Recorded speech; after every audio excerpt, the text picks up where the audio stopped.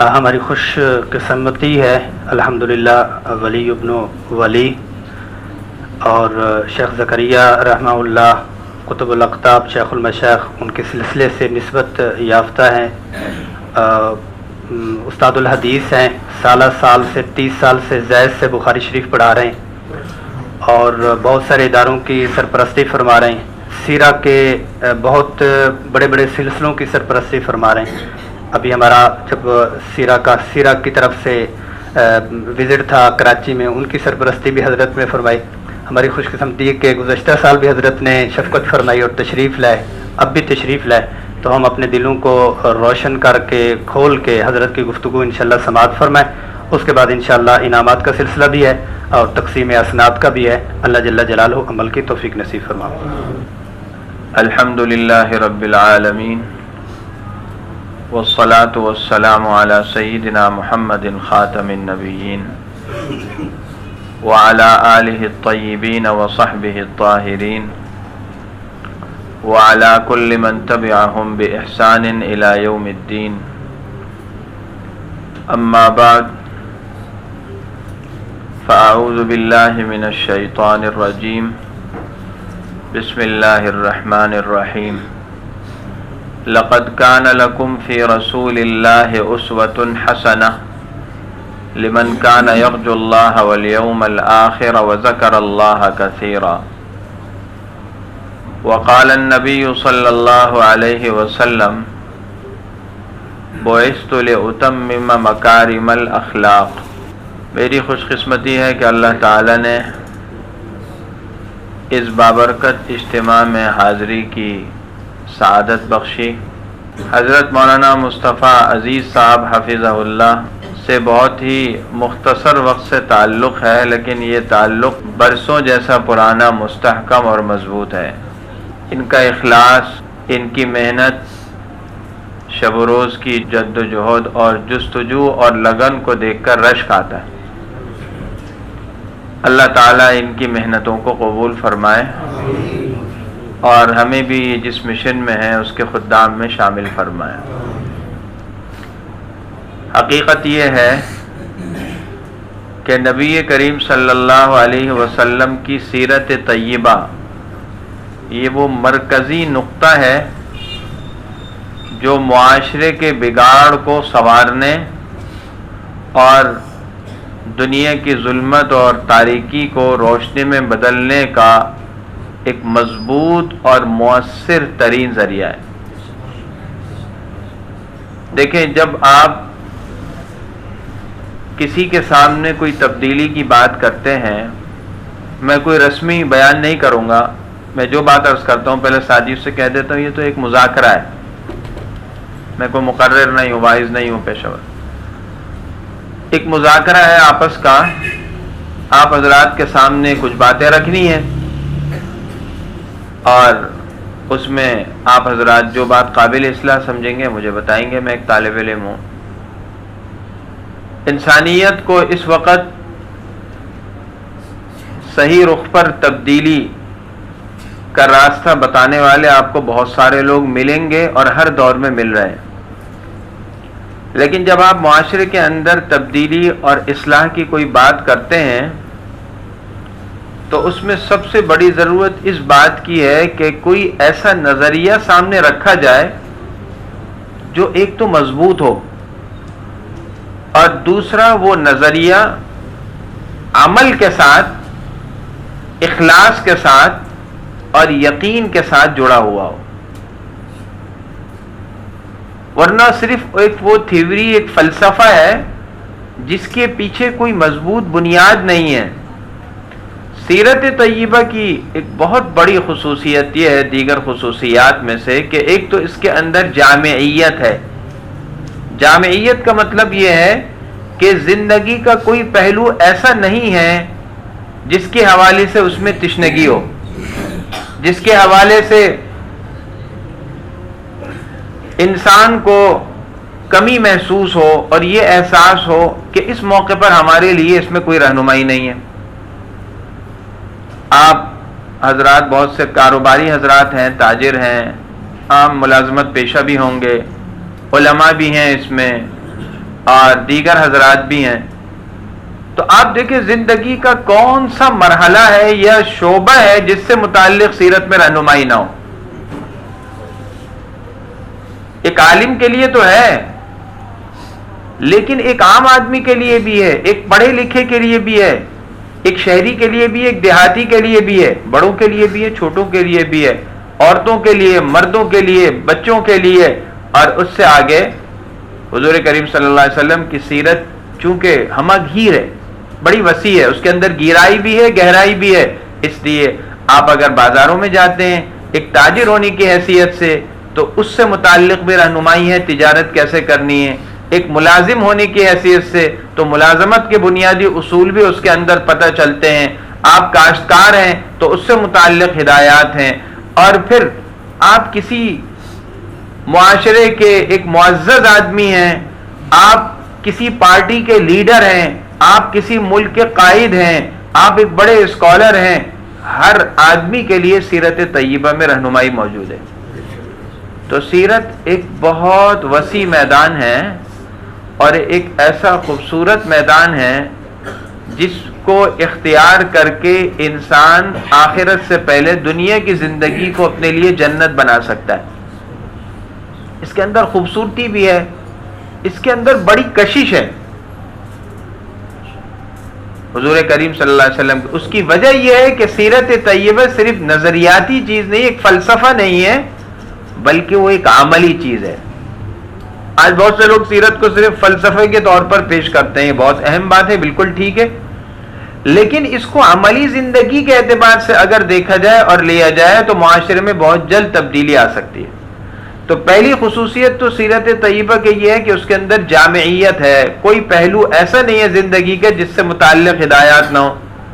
اور دوسری خصوصیت سیرت طیبہ کی یہ ہے کہ سیرت کا ہر نقطہ اور ہر ہدایت عمل سے وابستہ ہے. اسی لیے نبی کریم صلی اللہ علیہ وسلم نے جس چیز کی تعلیم دی آپ کی زندگی میں وہ چیز اس سے پہلے بدرجہ اتم موجود تھی، یعنی مکمل طور پر. امت کو تو 5 نمازوں کی تلقین ہے، لیکن نبی پر تہجد بھی فرض ہے. ایک وقت تک نبی تہجد بھی ادا فرماتے رہے فرض کے طور پر، اور ساری زندگی تہجد کا اہتمام رہا. یہ اس کے علاوہ آپ دیکھ لیں زندگی کا کون سا لمحہ ہے یا کون سے پہلو ہے جس میں اللہ کے نبی نے عزیمت پر عمل نہ کیا ہو. امت کو تو آسانی بتلائی لیکن خود عزیمت اعلیٰ درجے کو اختیار کیا. تو آج جب ہم معاشرے میں تبدیلی کی بات کرتے ہیں تو وہ تبدیلی صرف گفتگو کے حد تک ہوتی ہے یا تقریر کے حد تک یا نظریے کے حد تک، اس کے اندر عمل کی جان نہیں ہوتی، اس لیے اس کا اثر دوسرے پر نہیں ہوتا. حضور کریم صلی اللہ علیہ وسلم کی ساری سیرت عمل سے بھری ہوئی ہے. اور سیرت طیبہ کا تیسرا پہلو یہ ہے کہ ہمارے نبی کی سیرت میں کردار اور اخلاق کی بڑی اہمیت ہے. میں ساتھیوں سے عرض کرتا ہوں کہ الحمدللہ ہم سب مسلمان ہونے کی حیثیت سے یہ بات سمجھتے ہیں کہ کامیابی کا مدار کس پر ہے؟ سنتوں کی پیروی میں. حضور صلی اللہ علیہ وسلم کے طریقے اور سنتوں پر جتنا عمل ہوگا اتنا انسان کامیاب ہوگا. لیکن سنتوں کے 2 رخ ہیں. ایک سنت کا رخ یہ ہے کہ ہم اپنے ظاہر کو، اپنی شکل و صورت کو، اپنے حلیے کو، اپنے لباس کو، اپنی عبادات کو ٹھیک کریں.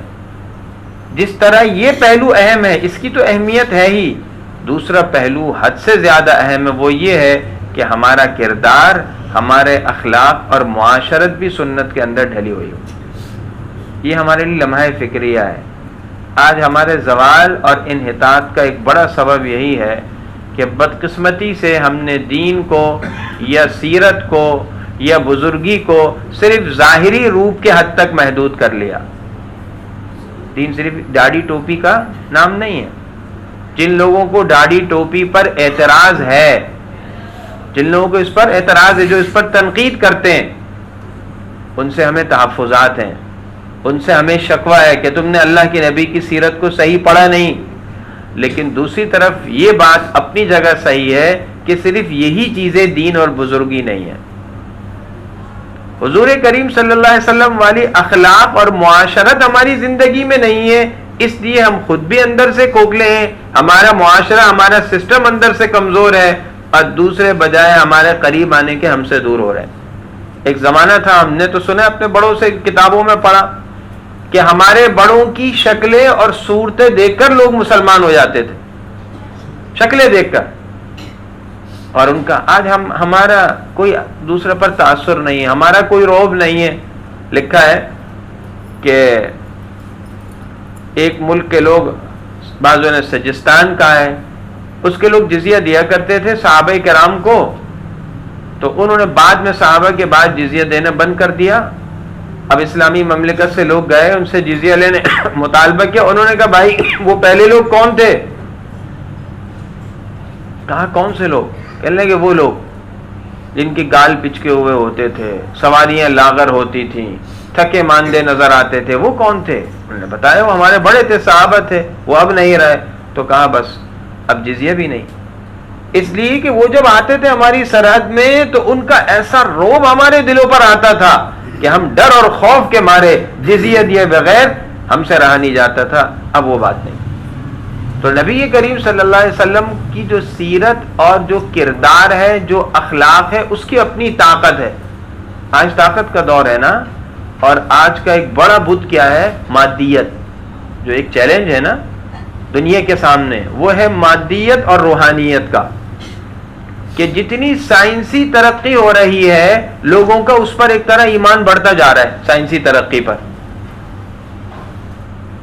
اللہ کے نبی کے طریقے سے پیچھے ہٹ رہے ہیں، اس کو کمزور سمجھ رہے ہیں۔ صحابہ کرام کی کوالٹی، ان کا معیار یہی تھا کہ حضور کریم صلی اللہ علیہ وسلم کے طریقے کے حوالے سے وہ کبھی بھی احساس کمتری کا شکار نہیں ہوئے۔ آج ہمارا یہی حال ہے، احساس کمتری کا شکار ہے ہر چیز کے اندر۔ داڑھی رکھیں گے تو دوسرا ہمیں کیا کہیں گے، ٹوپی پہنیں گے تو دوسرا ہمیں ملا کہنے لگیں گے، فلاں کام کریں گے تو فلاں لوگ یہ کہنے لگیں گے۔ ہم خود اندر سے کمزور ہیں سیرت اور کردار اور اخلاق کے حوالے سے، اور اس کے نتیجے میں کیا بدنام ہو رہا ہے؟ اسلام بدنام ہو رہا ہے۔ لوگ کہتے ہیں کہ جی اسلام کو تو ہمیشہ غلبہ ہوتا ہے، مسلمانوں کو غلبہ ہوتا ہے، تو کیوں نہیں ہو رہا؟ بھائی بات واضح ہے، غلبہ اس کو ہوتا ہے جو خالص ہو۔ آپ نے دودھ دیکھا ہے نا، خالص دودھ کی تاثیر ہوتی ہے اور ملاوٹی دودھ کے اندر وہ تاثیر نہیں ہے۔ تو جب ملاوٹ ہو جاتی ہے تو کسی چیز کی تاثیر خود بخود کم اور ختم ہو جاتی ہے۔ تو ہمارے پاس اسلام الحمدللہ ہے، لیکن اس کے اندر ملاوٹ آ گئی۔ ملاوٹ کیا آ گئی کہ ہم مادیت سے مرعوب ہو گئے، دوسروں کی تہذیب اور ثقافت سے مرعوب ہو گئے، دوسروں کی زبان سے مرعوب ہو گئے، دوسروں کی تعلیم گاہوں سے مرعوب ہوئے نہیں ہوا۔ آج جب بچہ پیدا ہوتا ہے پہلی فکر یہ ہوتی ہے کہ اس کو کون سے اعلیٰ انگلش میڈیم اسکول میں داخل کرنا ہے، پہلی فکر یہ۔ وجہ کیا ہے؟ ہم مرعوب ہیں ان کے نظام تعلیم سے، ان کی زبان سے، ان کے انداز سے، اور ہمارے پاس اپنے پاس اتنا مضبوط سسٹم نہیں ہے۔ تو میرے بھائیوں، سیرت طیبہ کا سبق یہ کہ اپنے اندر سے احساس کمتری کو، مرعوبیت کو، اس کو نکالیں۔ جب تک یہ نہیں نکلے گا حضور کریم صلی اللہ علیہ وسلم کے صحیح طریقے پر ہم چل نہیں سکیں گے۔ آج ایک آدمی معذرت کے ساتھ دین کے کسی بھی کام میں حصہ لگا رہا ہے، وقت لگا رہا ہے، لیکن جب آپ اس کی معاشرت دیکھیں، اس کی تہذیب و ثقافت دیکھیں، تو اس سے 100% احساس کمتری ٹپک رہا ہے۔ یہ اپنے آپ کو دیندار تو سمجھ رہا ہے، لیکن احساس کمتری ہے۔ کیا ہے؟ لوگ مجھے دیندار سمجھ رہے ہیں، اس لیے لوگوں کو خوش کرنے کے لیے مجھے کچھ دوسرے انداز بھی اختیار کرنے پڑیں گے۔ صحابہ کرام تو ایک ایک سنت کے حوالے سے اتنے حساس تھے کہ ایک نوالا گر جاتا ہے اور اس کو جب جھاڑتے ہیں، اور دوسرے جب کونی مارتا ہے کہ بڑے بڑے لوگ ہیں، آپ کا اسٹیٹس ہے، آپ بھی یہاں کے بڑے ہیں، تو کہتے ہیں اترک سنت حبیبی لہؤلاء الحمقى۔ ارے یہ چاہے کتنے ترقی یافتہ ہو، یہ تو احمق ہیں، یہ جاہل ہیں۔ آج ہم کہتے ہیں نا فلاں چاند پر پہنچ گئے، فلاں کے پاس یہ ٹیکنالوجی آ گئی، یہ احمق اور جاہل ہیں۔ جب یہ نبی کے طریقے پر نہیں تو کہا میں ان احمقوں کی وجہ سے نبی کا طریقہ چھوڑ دوں؟ ایک ایک سنت کی حفاظت میں انہوں نے اتنا خیال کیا۔ آج مسلمان کس طرح سنتوں کا خون کر رہا ہے۔ تو میرے بھائیوں، میں نے عرض کیا، میں کوئی مقرر تو ہو نہیں، میں صرف یہ بات عرض کرنا چاہتا ہوں، یہ عرض کیا کرتا ہوں اور جگہوں پر بھی، کہ دیکھو نبی کریم صلی اللہ علیہ وسلم سے تعلق کا، سچے تعلق کا تقاضا یہ ہے کہ ہم حضور کریم صلی اللہ علیہ وسلم کی سیرت کے ساتھ اپنے تعلق کو مضبوط بنائیں، نظریاتی اعتبار سے بھی اور عملی اعتبار سے بھی، دونوں پہلوؤں سے۔ دیکھیں نظریاتی اعتبار سے تعلق مضبوط کرنے کی آج کے دور میں تو بہت ضرورت ہے. آپ لوگوں کو اندازہ ہے معاشرے کا کہ یہ جو لادینیت، الحاد، مذہب بیزاری، خدا بیزاری اور جو نئے نئے فتنے آ رہے ہیں یہ کس وجہ سے آ رہے ہیں؟ اسی وجہ سے آ رہے ہیں. اور عملی کمزوری دوسرے طور پر ہے، تو اس عملی تعلق کو بھی مضبوط اور مستحکم کرنے کی ضرورت ہے. اور اس کا حل کیا ہے؟ اس کا حل کیا ہے؟ اس کا حل یہ ہے کہ ہم سیرت طیبہ کو باقاعدہ پڑھیں، سیکھیں. کوئی بھی چیز سیکھے بغیر نہیں آئے گی. میں آپ کے سامنے ابھی تقریر کروں گا، 2 گھنٹے کی تقریر کر دوں گا، آپ کہیں گے جی تقریر اچھی ہو گئی. فلاں صاحب آپ کے سامنے بیان کر دیں گے، فلاں صاحب آپ کے سامنے اشعار پڑھ دیں گے، آپ کہیں گے بہت اچھی ہوئی، معاملہ پھر ختم ہو جائے گا. حضور صلی اللہ علیہ وسلم کی محبت پیدا ہوئی دل میں، بے شک ہوئی، لیکن ایک چنگاری جلے اور بجھ جائے تو اس چنگاری کا کیا مزہ؟ مزہ تو اس چنگاری کا ہے جو جل کر نہ بجھے، جل کر نہ بجھے، سلگتی رہے. وہ تب ہو سکتا ہے جب اس سیرت طیبہ سے تعلق کو سال بھر مضبوط کریں. یہ ربیع الاول کا مہینہ صرف سیرت کا نہیں ہے، مسلمان کے لیے سارا سال ربیع الاول ہے، سارا سال. حضور کریم صلی اللہ علیہ وسلم کی سیرت مسلمان کی لیے سرمایہ حیات ہے، مایہ متاع ہے. ارے اتنی پیاری سیرت، خدا کی قسم یہ چیز ان غیروں کو میسر ہی نہیں، یہ بیچارے محروم ہیں. ورنہ حقیقت یہ ہے کہ یہ چیز ایسی اگر ان کو مل جائے تو واقعی یہ دنیا کے فاتح بننے کے مستحق ہیں. صرف سیرت کی کمی ہے ان کے اندر، اور ہمارے پاس سیرت طیبہ ہے لیکن اس کے ہوتے ہوئے ہم اس سیرت کو اختیار نہیں کیے ہوئے. تو آج کے دور کا ایک مسئلہ خاص طور پر یہی ہے کہ ہم مادیت سے بڑے مرعوب ہیں. اور میں نے جیسے عرض کیا تھا، اصول یہ ہے کہ جب بھی مادیت کا روحانیت سے مقابلہ ہوا تو فتح روحانیت کی ہوئی، لیکن شرط کیا ہے؟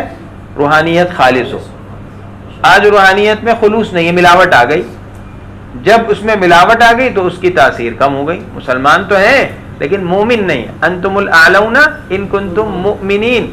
قرآن کہہ رہے سے مسلمان ہونا، مسلمان وہ ہے جو کلمہ پڑھتا ہے اور اس کے سر پر ٹوپی بھی ہے، نماز بھی پڑھ رہا ہے، ہاتھ میں تسبیح بھی ہے، یہ مسلمان ہے.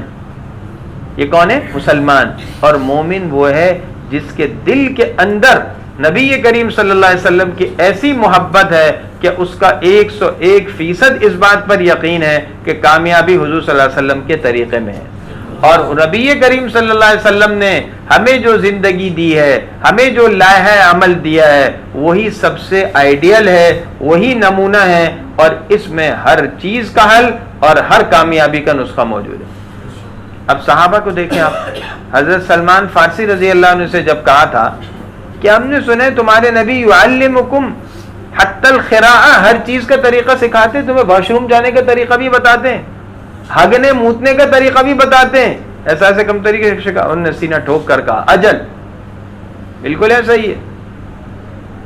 آج یہ لوگ جو اپنے آپ کو ترقی یافتہ کرتے ہیں، یقین جانیے معاشرے کا حال یہ ہے، نوجوان نسل کا. میں نے اپنی آنکھوں سے دیکھے ہوئے ایسے واقعات ہیں کہ گاڑی روکی اور سڑک پر ہی کنارے پر کھڑے ہوئے، اچھے بود باش والے نوجوان کھڑے ہوئے، پیشاب کیا، دوبارہ گاڑی میں بیٹھے چلے گئے. یہ وہ تہذیب جس میں طہارت تک نہیں سکھائی گئی، پتہ ہی نہیں ہے ہمارے دین میں. اور نے کہا ہمارے نبی نے تو ہمیں بتایا ہے کہ جب ہم بیت الخلاء جائیں، واش روم میں جائیں، ٹوائلٹ میں جائیں تو 3 پتھر، 3 ڈیلے استعمال کریں، خشک کرنے کے لیے، ناپاکی ختم کرنے کے لیے، صاف کرنے کے لیے، اور قبلہ رخ ہو کر نہ بیٹھیں. ساری باتیں سکھائیں.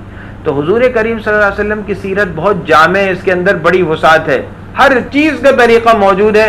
بیت الخلاء واش روم میں جانا ہے تو کیسے جائیں گے، باہر جائیں گے تو کیسے نکلیں گے، مسجد میں داخل ہوں گے تو کیسے ہوں گے، مسجد سے باہر نکلیں گے تو کیسے نکلیں گے، کپڑا کیسے پہنیں گے، کھانا کیسے کھائیں گے، سونا کیسے ہے. صحابہ کرام رضی اللہ عنہم کا امت پر اتنا احسان ہے کہ ساری زندگی اگر ان کے لیے دعائیں کرتے ہوئے گزر جائیں تو ان کے احسانات کا حق ادا نہیں ہو سکتا. حضور کریم صلی اللہ علیہ وسلم کی ایک ایک ادا کو محفوظ کر لیں. ایک کتاب ہے شمائل، الشمائل للامام الترمذی. عجیب صحابہ کرام کی محبت ہے. حضور صلی اللہ علیہ وسلم کی ایک ایک ادا کو محفوظ کیا، حتیٰ کہ حضور صلی اللہ علیہ وسلم نے جو مذاق کیا اس کو بھی محفوظ کر لیا. اور اس میں لکھا ہے بعض علماء نے کہ اس حدیث سے 100 سے زیادہ مسئلے نکلے دین کے. اب بتائیں وہ نبی جس کے مذاق اتنی بڑی شریعت ہے کہ اس سے 100 سے زیادہ مسئلے نکل رہے ہیں، تو اس نبی کی زندگی کتنی پاکیزہ ہوگی. تو بھائی سیرت عملی چیز ہے، سیرت کوئی فلسفہ نہیں ہے، صرف ایک عملی چیز ہے. تو سیرت طیبہ سے عملی تعلق مضبوط کریں. اس کے لیے پہلی چیز یہ کہ اس کو سیکھا جائے، پڑھا جائے. دوسری چیز کیا ہے کہ دنیا کے اندر آپ دیکھیں تو جو تبدیلی آتی ہے اس کی ایک بڑی وجہ ہے. ایک آدمی کسی کو کیوں فالو کرتا ہے، اس کے پیچھے کیوں چلتا ہے، اس کے لیے محنت مشقت کیوں برداشت کرتا ہے، اس کی ایک وجہ ہوتی ہے محبت. یہ محبت جو ہے نا، اس کے اندر اتنی تاثیر ہے کہ یہ چٹان کو بھی پاش پاش کر سکتی ہے. اس محبت کے خاطر لوگوں نے تخت و تاج کو سلطنت کو قربان کیا، لات ماری ہے. ایسے واقعات قریبی زمانے کے کہ کسی سے محبت ہو گئی تو اس کے خاطر تخت و تاج کی قربانی دے دی. تو اگر ہم چاہتے ہیں کہ سیرت طیبہ ہماری زندگی میں عملی طور پر ہے، کیونکہ یہ بات واضح ہے کہ سیرت سے عملی تعلق جب تک نہیں ہوگا ہم کامیاب نہیں ہوں گے. عملی تعلق کامیابی کے لیے ضروری ہے. اس کے لیے ایک تو سیرت کو پڑھنا اور سیکھنا ہے. باقاعدہ دین کے طالب علم بن کر کتنی بڑی سعادت ہے کہ ایک آدمی دین کا طالب علم بنے اور اس دوران اس کو موت آ جائے تو کہا گیا یہ شہادت کی موت ہے، یہ آدمی شہید ہے. اور عام طور پر ہمارے یہاں یہ تاثر ہے کہ طالب علم کوئی چھوٹا بچہ ہوتا ہے، بڑا آدمی نہیں ہوتا، یا طالب علم ہونے کے لیے 10-12 سال چاہیے، یا روزانہ پڑھنا ضروری ہے. یہ باتیں نہیں ہیں. امام بخاری رحمۃ اللہ علیہ نے صحیح بخاری میں خود فرمایا وَقَدْ تَعَلَّمَ أَصْحَابُ النَّبِيِّ صلی اللہ علیہ وسلم بَعْدَ كِبَرِ سِنِّهِمْ. صحابہ کرام نے تو بڑی عمروں میں دین سیکھا ہے. تو بڑی عمر والوں پر بھی دین سیکھنا ضروری ہے، قرآن سیکھنا ضروری ہے، سیرت پر عمل کرنا ضروری ہے، سیرت کو معلوم کرنا ضروری ہے. تو میں یہ عرض کرتا ایک تو یہ بات ہے. دوسری بات کیا ہے؟ حضور کریم صلی اللہ علیہ وسلم کے ساتھ عشق اور محبت کا تعلق ہو، یہ بہت ضروری ہے. تب سیرت آئے گی ہماری زندگی میں عمل ہے. اس لیے کہ محبت جو ہے نا انسان سے بہت کچھ کروا دیتی ہے. صحابہ کرام کو کیا تھی؟ حضور کی محبت تھی. کیسی محبت تھی، تصور نہیں کر سکتا انسان کہ شوہر کی شہادت کی خبر آ گئی، بھائی کی خبر آ گئی، بیٹے کی خبر آ گئی، لیکن ایک ہی فکر ہے کہ حضور کیسے. اور جب خبر ملی کہ حضور خیریت سے تو کہا اس کے بعد سارے غم ہلکے ہیں. کیسی محبت. ایک صحابی ہیں حضور صلی اللہ علیہ وسلم نے، چھوٹے تھے، اذان دے رہے تھے، ابو محذورہ حدیث کی کتابوں میں مشہور ہے ان کا واقعہ، اور نقل کر رہے تھے، چھوٹے بچے تھے. تو حضور صلی اللہ علیہ وسلم غزوے کے موقع پر جب دیکھا ان کو تو ان کو بلایا اور بچے بھاگ گئے، یہ کھڑے رہے. تو حضور نے پیار سے شفقت سے ان کے سر پر ہاتھ رکھا اور ان کو اذان کا طریقہ سکھایا. بعد میں مکہ مکرمہ کے مؤذن بنے. اور کہتے ہیں ساری عمر سر کے بال نہیں کٹوائے سامنے کی کہ یہاں اللہ کے نبی کے ہاتھ لگے تھے. ساری عمر بال نہیں کٹوائے. یہ کیا تھی؟ محبت کی بات تھی. تو بھائی محبت کی بات اور ہوتی ہے. تو صحابہ کو رسول اللہ صلی اللہ علیہ وسلم سے محبت تھی اور سچی اور مضبوط محبت تھی. اس لیے کیا ہوا؟ انہوں نے حضور کی ہر سنت کو قیمتی سمجھا. اپنی جان کی قربانی دی، حضور کی سنت کی قربانی نہیں دی. تو ہمیں حضور صلی اللہ علیہ وسلم سے سچی محبت قائم کرنے کی ضرورت ہے. اور رسول اللہ صلی اللہ علیہ وسلم کی محبت تب قائم ہوگی جبکہ ایک تو اللہ کے نبی کے ذات کے جو کمالات ہیں، آپ کی جو خوبیاں ہیں، آپ کا جو حسن و جمال ہے اس کو پڑھیں. حضور صلی اللہ علیہ وسلم کے ہم پر کتنے احسانات ہیں، اتنی محنت حضور نے ہمارے لیے کی ہے. اللہ کو ترس آ رہا ہے، اللہ تسلی دے رہے ہیں لعلک باخع نفسک الا یکونوا مؤمنین. اگر آپ کسی کے ایمان نہ لانے پر اپنے آپ کو ہلاک کر دیں گے کیا؟ ولا تحزن علیہم ولا تک فی ضیق مما یمکرون فلعلک باخع نفسک علی آثارہم ان لم یؤمنوا بهذا الحدیث اسفا. اللہ تسلیہ دے رہے نبی کو. تو حضور کریم صلی اللہ علیہ وسلم کے ہم پر احسانات بہت ہیں، اور اللہ کے نبی کا حسن و جمال، آپ کا کمال، ہر چیز کو بغور مطالعہ کیا جائے، اس کو سوچا جائے تو خود حضور صلی اللہ علیہ وسلم کی محبت بڑھے گی. اور درود شریف پڑھنے کا اہتمام کیا جائے. کم سے کم 300 مرتبہ تو روزانہ درود شریف پڑھیں. صرف نعت پڑھ لینا، اشعار پڑھنا، اللہ معاف فرمائے، عرس میلاد کرنا، اس سے کام نہیں چلے گا. آپ حضور کریم صلی اللہ علیہ وسلم نے محبت کے اظہار کا جو طریقہ بتایا سب سے بہتر وہ کریں. وہ کیا ہے؟ درود پڑھیں. اللہم صلی علی سیدنا محمد کا مطلب یہ ہے کہ یا اللہ نبی کے مجھ پر اتنے احسانات ہیں کہ میں تو خود، ہم ساری مخلوق مل کر اس کو ادا نہیں کر سکتی، اس کا بدلہ نہیں دے سکتی. یا اللہ ہم آپ کی بارگاہ میں التجا کرتے ہیں، آپ سے ہی درخواست کرتے ہیں، آپ سے گزارش کرتے ہیں کہ آپ ہماری طرف سے نبی کو ان کے احسانات کا بدلہ دے دیجئے، اس طرح کہ ان پر براہ راست اپنی رحمتیں نازل فرمائیے۔ اللہ نے دعا قبول کی۔ 70,000 فرشتے روزانہ دن میں اور 70,000 فرشتے روزانہ رات میں روزہ اقدس پہ حاضر ہوتے ہیں اللہ کی رحمتوں کا پیغام لے کر۔ تو اس کائنات میں نبی کریم صلی اللہ علیہ وسلم سے زیادہ اللہ کی محبوب، اللہ کی چہیتی اور اللہ کی مقرب شخصیت کوئی نہیں ہے۔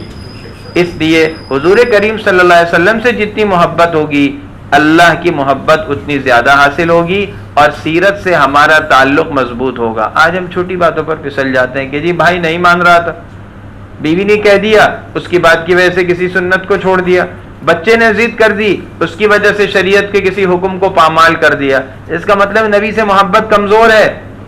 نبی تو صاف کہہ رہے ہیں لا یؤمن احدکم حتی اکون احب الیہ من والدہ وولدہ والناس اجمعین۔ دیکھو تم پکے مومن تب ہوگے جبکہ میں اس کو اس کے باپ، بیٹے اور ساری انسانیت سے زیادہ محبوب نہ ہو جاؤں۔ صحابہ نے اس پر عمل کیا۔ صلح حدیبیہ کے موقع پر جب مذاکرات کے لیے آئے قریش کے رؤساء اور نمائندے، جب واپس گئے کہنے کہ یہ نظارہ تو ہم نے قیصر و کسریٰ کے دربار میں نہیں دیکھا کہ وہ تھوکتے ہیں تو کوئی تھوک کو اپنے ہاتھ میں لے لیتا ہے، ملتے ہیں، وضو کرتے ہیں ان کا پانی گرتا نہیں ہے زمین پر، کادو یقتتلون علی وضوئہ، ان کے وضو کا جو پانی گرتا ہے اس کو لینے کے لیے آپس میں لڑ پڑنے لگتے ہیں، خطرہ ہوتا ہے۔ ایسی محبت تو ماں کو بھی نہیں ہوتی اپنے بچے سے جیسے صحابہ کو نبی سے محبت تھی۔ تو سوال یہ ہے کہ ہم کہاں کھڑے ہیں؟ اور آخری بات یہی عرض کرنی ہے کہ حضور کریم صلی اللہ علیہ وسلم کی سیرت بہت وسیع ہے۔ اس کا ایک اہم پہلو یہ ہے کہ ہم معاشرے کے اندر محبتیں بانٹیں۔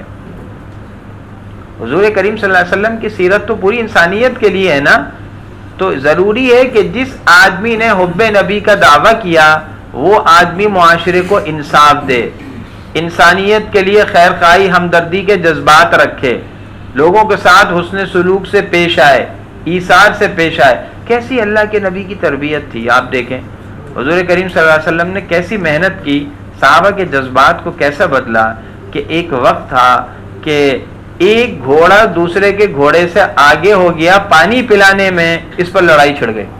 اور کتنے سال لڑائی رہی؟ 5-10 سال نہیں، 120 سال۔ جنگ بوعاس ایک جنگ ہے جو انصار کے 2 قبیلوں کے درمیان ہوئی، ایک اوس اور ایک خزرج، اور وہ جنگ اس طرح چھڑی تھی۔ اس کا گھوڑا آگے کیوں بڑھ گیا میرے گھوڑے سے پانی پینے میں؟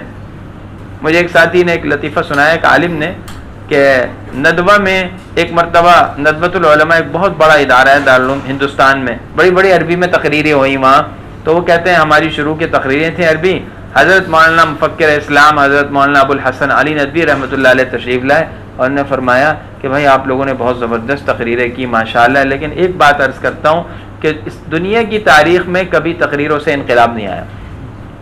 انقلاب تو عمل سے آتا ہے نا، عملی چیز سے آتا ہے نا۔ تو حضور کریم صلی اللہ علیہ وسلم کی سیرت کو اپنانے سے انقلاب آئے گا، معاشرے میں صرف جلسے جلوسوں سے پروگراموں سے نہیں آئے گا، معذرت کے ساتھ، ہاں یہ ذریعہ ہے اس عمل کا۔ ان جلسے جلوس کا مقصد صرف یہ نہیں ہے کہ رسم پوری کرنا، اس کا مقصد یہ کہ جو سبق ہم سال بھر بھول جاتے ہیں اس کو تازہ کرایا جا رہا ہے، یاد دہانی اس کی کرائی جا رہی ہے۔ لیکن یہ ضروری ہے کہ عملی سیرت ہو، اور عملی سیرت کا اہم جز یہی ہے کہ نبی جیسا عفو درگزر اور نبی جیسا جو ہے وہ حلم، تحمل مزاجی، صبر، حسن اخلاق ہو۔ کیسا ظرف تھا نبی کا کہ اکرمہ کون ہے؟ ابو جہل کے لڑکے، جس کی ساری زندگی نبی کی دشمنی میں گزر گئی۔ ابو جہل نبی کو، نبی کے دین کو نقصان پہنچایا، اور اس نے مرتے وقت کہا تھا کہ پیغام دے دینا کہ ساری زندگی جتنی دشمنی میرے دل میں آپ کی رہی آج اس سے زیادہ ہے، معاذ اللہ، اتنا بدبخت۔ اس کے بیٹے اکرمہ چلے گئے تھے، ان کے اہلی نے ان کو مجبور کیا۔ جب آئے حضور صلی اللہ علیہ وسلم کو پتہ چلا مسلمان ہونے کے لیے آ رہے ہیں، خوشی میں آپ کھڑے ہو گئے اور جلدی میں آپ کے جسم سے چادر گر گئی اور کھڑے ہو کر ان کا والہانہ استقبال کیا۔ وحشی کون ہے؟ اللہ کے نبی کے چچا کے قاتل، جو حضور صلی اللہ علیہ وسلم کے محبوب ترین تھے، جن کو سید الشہداء کہا کہ حضرت حمزہ رضی اللہ عنہ۔ وحشی بھی چلے گئے تھے، لیکن ان کو بتایا گیا وفود کو نبی کچھ نہیں کہتے، تو وہ آئے کسی وفد میں حضور کریم صلی اللہ علیہ وسلم اتنا فرمایا، وحشی ہو جی، کہا تم نے اب میرے چچا کو قتل کیا تھا؟ کہا جی ہاں۔ تو فرمایا اتستطیع ان تغیب وجہک عنی، کیا یہ ہو سکتا ہے کہ آئندہ میرے سامنے نہ آنا؟ اسلام قبول کر لیا ان کا۔ سامنے کیوں نہیں کہا آنے کو؟ علماء نے کہا یہ ان پر شفقت تھی، اس لیے کہ جب بھی وہ سامنے آئیں گے چچا کا غم تازہ ہوگا تو نبی کے سینے سے جو فیض منتقل ہونا تھا وہ فیض منتقل نہیں ہوگا۔ کتنی شفقت اور رحمت۔ تو وحشی ساری زندگی نبی کے سامنے نہیں آئے، لیکن ہے صحابی، حضرت حمزہ کے قاتل ہیں، ایسے صحابی ہیں۔ حضور کے عفو درگزر کا آپ دیکھیں نتیجہ کہ ساری دنیا کے اولیاء بزرگان دین مل جائیں سارے سلاسل کے، ان کے پاؤں کے خاک کے برابر بھی نہیں پہنچ سکتے، صحابی ہیں۔ یہ نبی کا کتنا بڑا احسان ہے۔ تو ایسا عفو درگزر چاہیے میرے بھائیوں معاشرے کو تبدیل کرنے کے لیے۔ تو سیرت طیبہ کی جو ہے اہمیت اس وجہ سے ہے، اور سیرت طیبہ کا سبق یہی ہے کہ ہم اپنی زندگیوں میں یہ صفات لائیں۔ یاد رکھیں انسان کردار سے بنتا ہے، انسان اعلیٰ اخلاق سے بنتا ہے، انسانی اقدار کو اختیار کرنے سے بنتا ہے، اونچی سیرت سے بنتا ہے۔ خوبصورتی اور ظاہری رکھ رکھاؤ یہ انسانیت کا حصہ نہیں ہے۔ انسانیت کا بنیادی حصہ وہ کردار اور وہ سیرت ہے جس سے معاشرے کے اندر تبدیلی آتی ہے۔ اگر ہم نے یہ سبق اپنے ذہنوں میں بٹھا لیا، دل و دماغ میں بٹھا لیا، تو میں سمجھتا ہوں کہ انشاءاللہ ہماری یہ مجلس بامقصد ہے۔ نیت فرمائیں، ارادہ فرمائیں کہ انشاءاللہ ہم سیرت طیبہ کو پڑھیں گے، اپنی زندگیوں میں لائیں گے، اور اپنے گھروں کے اندر، گھروں کے ماحول میں، اپنی معاشرت میں اچھے اخلاق کو، میٹھے بول کو، تحمل مزاجی کو، عفو درگزر کو پھیلائیں گے۔ اللہ مجھے بھی اس کی توفیق دے، آپ کو بھی توفیق عطا فرمائے۔ وآخر دعوانا ان الحمد للہ رب العالمین۔ پیارے نبی کی پیاری ہے سیرت، پیارے نبی کی پیاری ہے سیرت، سیرت